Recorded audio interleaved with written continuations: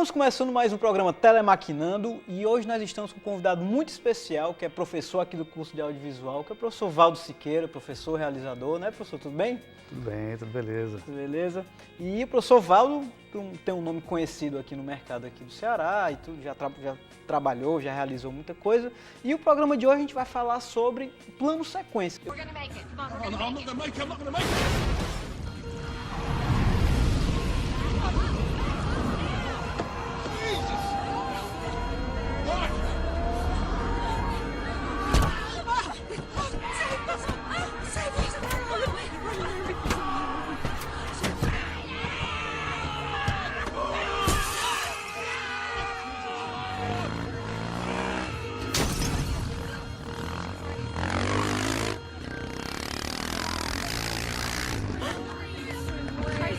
Jesus! Cover Kate! Get down!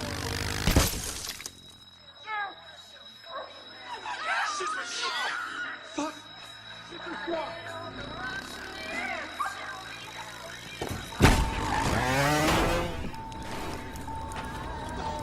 How is she? How is she? She's bleeding! She's bleeding! She's bleeding everywhere!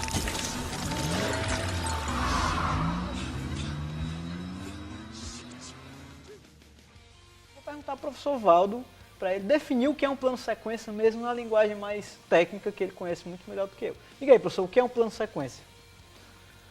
Bom, Caio, lato sensu, o plano de sequência, ele se confunde até com a própria história do cinema, o início da história, né, os primórdios do cinema. Há quem defenda, alguns teóricos que defendem que os primeiros filmes, na verdade, quando eram realizados, o cineasta ou o fotógrafo, ele tinha que, ao apertar o botão de filmando e apertar de novo, parou de filmar, ele faz uma captação de um plano inteiro, né? Esse plano inteiro sem, digamos, sem interrupções, sem corte, porque o corte não existia no início do cinema, né?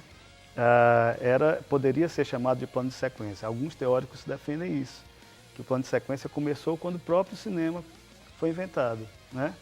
Porém, se sabe, pelos relatos e pela literatura, que o plano de sequência mesmo surgiu a partir de uma intenção aí mesmo ligada à linguagem, lá pelos anos 20, né? Quando os primeiros cineastas, criadores, como Murnau, por exemplo, quando ele fez planos que tinham, digamos assim, uma ação sucessiva a outra dentro do plano, sem corte, entende? Então, se convencionou chamar plano de sequência a partir daí. Mas assim, Valdo, desde o surgimento do cinema, se trabalha, como você falou já, o plano sequência ele é o quê? Basicamente é um plano, que é que está mostrando um acontecimento em que você não tem cortes. Isso. Resumindo é isso, o plano sequência é determinada cena em que você não trabalha com cortes, em que você muda o ângulo da câmera, você muda toda essa... E na linguagem do cinema mesmo, assim, na estética de quando ele foi criado, primeiramente, assim, tinha uma ideia, alguma coisa que o próprio cineasta queria passar em mostrar aquilo ali sem cortes, porque o cinema clássico americano que a gente tem, ele era aquela decupagem clássica, né? Em que a câmera sempre estava no lugar, o que favoreceria mais o muda de ângulo, né? Muda Corta de ângulo. e tal.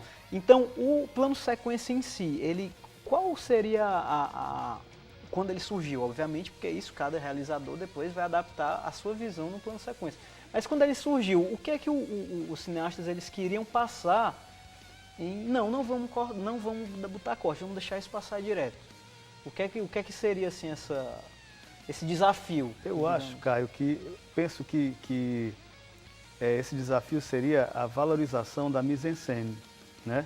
Da parte dramatúrgica da cena.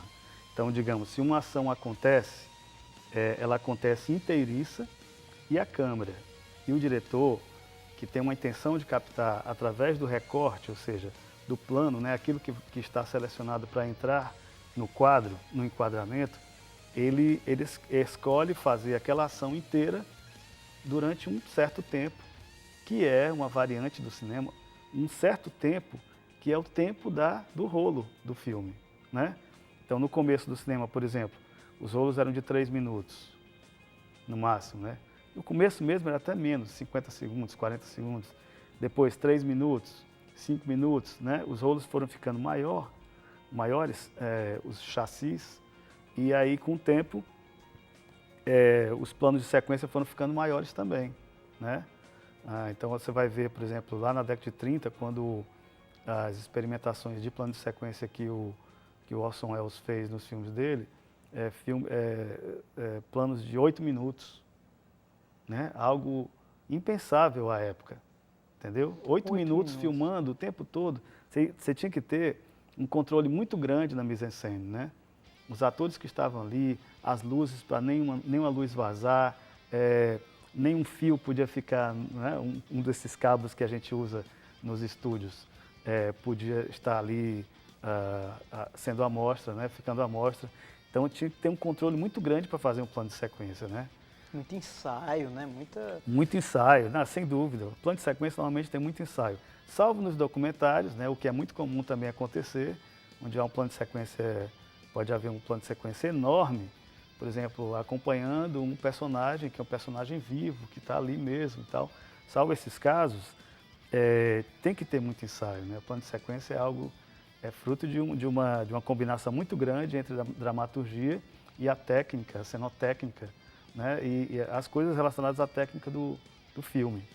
Até porque hoje em dia, nesses vídeos mais caseiros, amadores, em que se trabalha com vídeo, termina que, por mais que você tenha que ter tudo ensaio, você pode regravar, você apaga aquilo e grava de novo. Quando você trabalha com película, que você está filmando, você tem que ter um controle maior ainda, tanto pelo valor da película, né, que é um valor mais elevado, como que você, se aquilo perdeu, você não tem como apagar o que está na película e regravar por cima, né? Fato, é fato. Mas assim... Ainda hoje é assim. Ainda hoje é assim, né? Eu gosto muito de plano sequência, assim, tanto que eu também. Eu acho que você tem que ter uma sensibilidade muito grande quando você pensa em fazer um plano de sequência, para você justamente calcular todas essas variáveis do que é preciso para que aquele plano de sequência funcione. Apesar do que, quando você trabalha com plano de sequência, você também não tem o certo total, né? Porque você pode aproveitar coisas que aconteçam e que às vezes você não tinha nem pensado e que termina que funciona e você aproveita aquilo, né? Mas assim, e desses planos sequências da década de 30, da década de 40, quais são assim os planos sequências que você classificaria como mais marcantes, assim, que você recomendaria para alguém que está interessado aí, que quer ver o que é um plano sequência?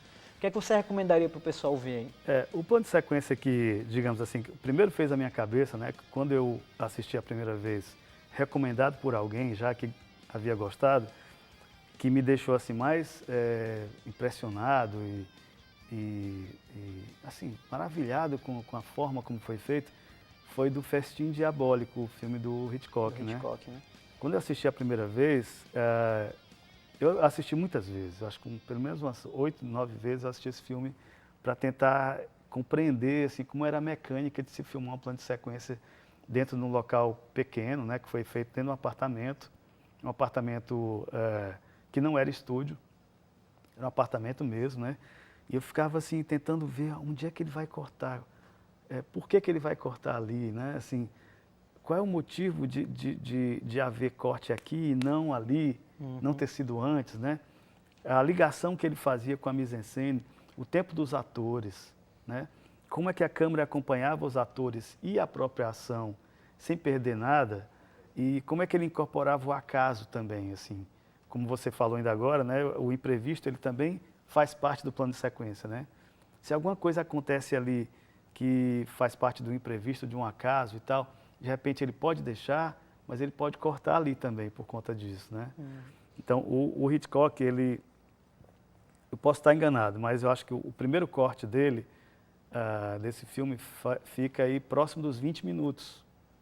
Né? Ele passa por trás do paletó de alguém, e o paletó é preto, domina a cena, né? Aí ele recomeça a partir do paletó, aí começa a ação de novo, mas assim, a situação é a mesma, os atores os mesmos, o cenário é o mesmo, a mise-en-scène é a mesma e tal, mas foi gravado outro dia, entendeu? Mas assim, acredito até porque o modelo de captação do Hitchcock, que era um obsessivo pelo domínio da técnica, né, deveria ser muito extenuante para o ator, né? Imagina, talvez ensaiassem um dia inteiro para fazer uma cena e essa cena tinha que dar certo. Se não desse certo, comprometia o rolo, né? Perdi o rolo, perdi o tempo, perdi o dinheiro, perdi, enfim, uma série de coisas. Então, assim, tinha que ser muito cirúrgico, cronometrado o tempo de câmera, o tempo da mise-en-scène, o tempo da ação, né, dramatúrgica que estava rolando ali. Então, assim, a partir daí eu comecei a ficar mais atento, assim, por que uns cortes se davam 20 minutos depois, outros 10 minutos depois. Era tudo estudado, né, na verdade. Então, esse filme... Para o ator deve ser uma pressão muito grande. Muito, né? Grande. Porque o ator, ele está ali, ele tem consciência disso, ele sabe. E para o próprio diretor também, ele tem que ter um tato de saber lidar com o ator, em que ao mesmo tempo o ator entenda a pressão, mas também não demais, você tem que ter encontrar um limite, um meio termo, que é para poder o ator ficar tranquilo para fazer aquela cena, mas ao mesmo tempo ele saber que ele não pode errar. Né? É verdade. Deve ser complicado. Tem um plano de sequência também que é conhecido e que é sensacional, que é do Soycuba. Certamente é um dos maiores que eu assisti, assim. Do Soycuba, a mecânica que era prosaica na época, né, assim, é impossível se fazer, eu acho que, quer dizer, é possível fazer hoje, mas não do jeito que eles fizeram, né, assim, eles fizeram com polias, né, então, assim, imagina uma câmera, ela está aqui no meio da multidão, no solo, aí ela começa a subir um prédio, imagine, né, a câmera subir um prédio, era uma polia que tinha, e aí tinha um cara lá em cima que recebia a câmera, né? E aí continuava dentro de uma casa. Fazia o plano dentro da casa, aí colocava a câmera na polia de novo, a polia descia de novo o prédio e ia para a multidão de novo. Uma coisa assim, é inacreditável aquele plano, né? Num cinema recheado de coisas criativas, como é o cinema cubano, né? Mas enfim, e voltando também a uma outra sugestão que eu faço para quem quer ver um plano de sequência, este sim é o filme inteiro, é o filme Arca Russa, do Sokurov, né? Assim, este filme é impressionante, né? Assim, até hoje, eu quando assisto, eu assisti algumas vezes, mas até hoje eu fico impressionado com o filme, né? Ele começa, você fica angustiado, achando que ele vai, em uma hora ele vai parar, ele não para. Então o filme, na hora que ele começa a filmar e só termina quando termina o filme. Né? Mas aí no caso ele não fez uso de nenhum artifício para falsear um corte, alguma coisa do tipo? Não, o filme inteiro foi inteiro feito inteiro realmente. feito, incrível, né? Ele foi feito, acho que na década de 90, no início da década de 90, quando não havia mecanismos ainda de filme que suportasse, por exemplo, um rolo enorme desse, né? Fazer uma hora e meia, se não me engano, 1h40.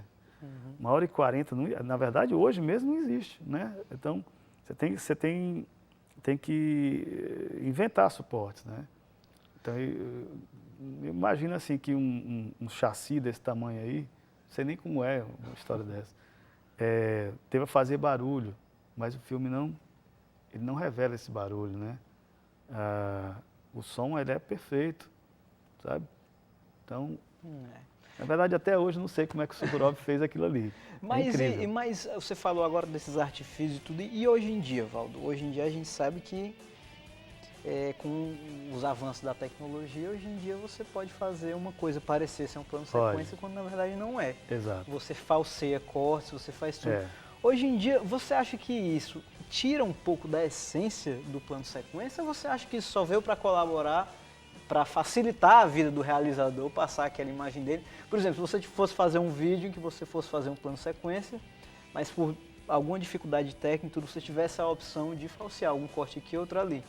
Você acha que você iria adiante? Não, mas eu acho que a essência é o plano de sequência. Eu não quero cortar, eu não quero fazer nada. Você acha que isso veio para favorecer ou você acha que isso perde um pouco da essência do plano de sequência em si? Eu acho que não perde, Caio. A ideia do plano de sequência fica aí resguardada dentro de uma situação em que se usa tecnologia para possibilitar que planos maiores aconteçam, né? Como é o caso de, por exemplo, uma câmera passar através do vidro do carro, ou circular o carro, sair do carro e continuar mostrando sem cortes, né? Você sabe que ali, evidentemente, tem algum tratamento externo, né? Que faz parecer um plano de sequência, quando na verdade foi uma sequência de acontecimentos feitos com câmeras diferentes, em lugares diferentes, que faz parecer um plano de sequência. Eu não sou purista nesse sentido, assim, de achar que o plano de sequência deve ser feito somente na captação, sabe? Aliás, a própria ideia do plano de sequência nem é sempre notada pelo espectador comum, né? Nem todo mundo nota, e é a mesma câmera, né? Porém, essa sensação de que não para, a câmera não para, não tem corte, é algo que é fácil de compreender, né? De ver, basta ver, na verdade. Então, eu sou partícipe, sim, de que a tecnologia possa ajudar digamos assim, a favorecer que planos novos de sequência sejam feitos, reinventados, né, reelaborados a partir de um trabalho de finalização, digamos assim, né? E isso é o que a gente tem visto muito, né, nos filmes.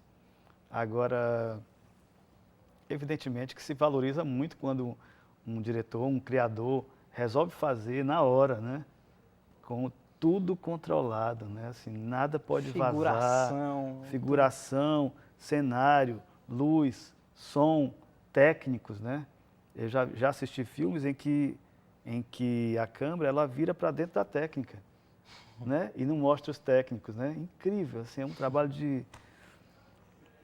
de sincronismo, né? Assim, com a técnica, todo mundo sai de onde estava, né? A câmera vira faz um 360 nela mesma, vira para dentro da técnica e não mostra a técnica, né? Isso faz com que o telespectador se insira ainda mais no universo do filme, né? Porque aquela coisa da câmera tá mostrando aquilo, a impressão que você tem é que a equipe está toda atrás. A partir do momento que a câmera vira, o espectador ainda consegue se inserir mais naquele universo, né? Eu acho que é isso. Se você quiser falar mais alguma coisa, mais alguma coisa interessante para falar, não? Eu acho que esse universo é muito interessante, né? De como você percebe aquilo que é feito por trás das câmeras, né? Por isso que eu recomendo a todos assim que sempre assistam nos DVDs os extras, né? Normalmente tem coisas no extra que não estão contempladas no plano do filme e que elucidam muito esse universo, né? Como um plano foi feito, detalhes de como o diretor pensou, como é que aquela luz foi resolvida, algumas coisas que a gente às vezes pensa que foi extremamente estudado e na verdade aconteceu na hora, né? Que são revelados nos extras do DVD. Pronto, tá aí, dica do professor Valdo.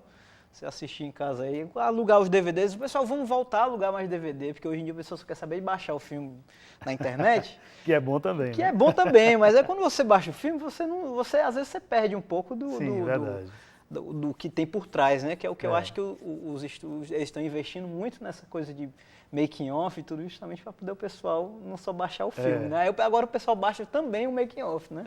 É verdade. O pessoal baixa tudo. Pois é isso, professor Valdo, obrigado. Eu que digo.